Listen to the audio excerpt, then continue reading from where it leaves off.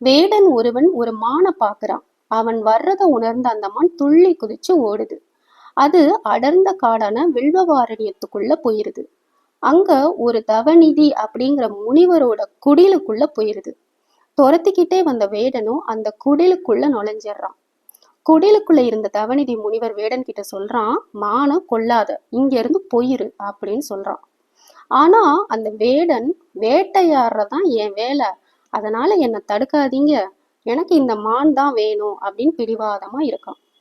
நீங்க மானை என்கிட்ட ஒப்படைச்சிட்டீங்க, நான் ஒன்றும் பிரச்சனை இல்லை, இல்லாட்டி உங்களை தாக்கிட்டு நான் மானை பிடிச்சிட்டு போயிடுவேன் அப்படின்னு சொல்றான். அப்போ அந்த தவநிதி முனிவர் சிரிக்கிறாரு. ஏன்னா இன்னைக்கு ஈசர் ஒரு திருவிளையாடல் பண்ண போறாரு அப்படின்னு அந்த முனிவருக்கு தெரிஞ்சிருது. அதனால முனிவர் எதுவும் பேசாம மௌனமா இருக்காரு. உடனே வேடனுக்கு இன்னும் ஆத்திரம் அதிகமாகுது.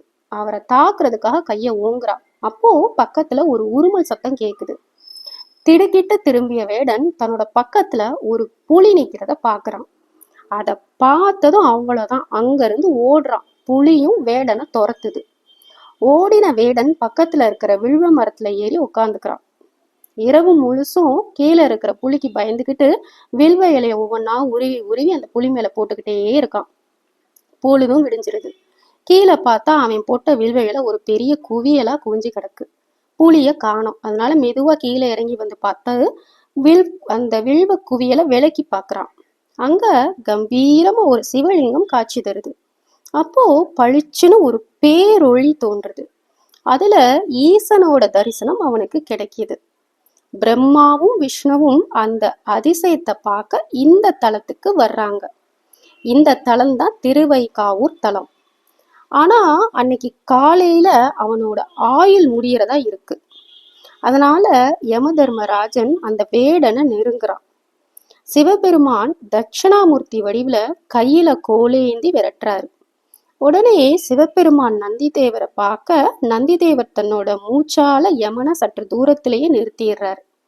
யமன் அங்கேயே ஒரு தீர்த்தத்தை உருவாக்கி அதுல நீராடி ஈசனை வணங்க அவரும் யமனை விடுவிக்கிறாரு. இந்த கதையில இருந்து நமக்கு ஒரு விஷயம் நல்லா தெரியுது. ஈசன் ஆட்கொள்ளணும்னு நினைச்சிட்டா அதை யாராலும் தடுக்க முடியாது. ஈசன் வேடனை ஆட்கொண்ட தலமும் இந்த திருவைகாவூர் தலம்தான். இதுதான் திருவைகாவூர் கோவிலோட ஸ்தல வரலாறு. திருவைகாவூர்ல வீற்றிருக்கும் வில்வவனேஸ்வரரை வணங்கி நாமும் அவரோட திருவருளை பெறுவோம். நாளை மற்றொரு தேவார பாடல் பெற்ற கோவிலை பற்றி பார்ப்போம். ஓம் நம சிவாய.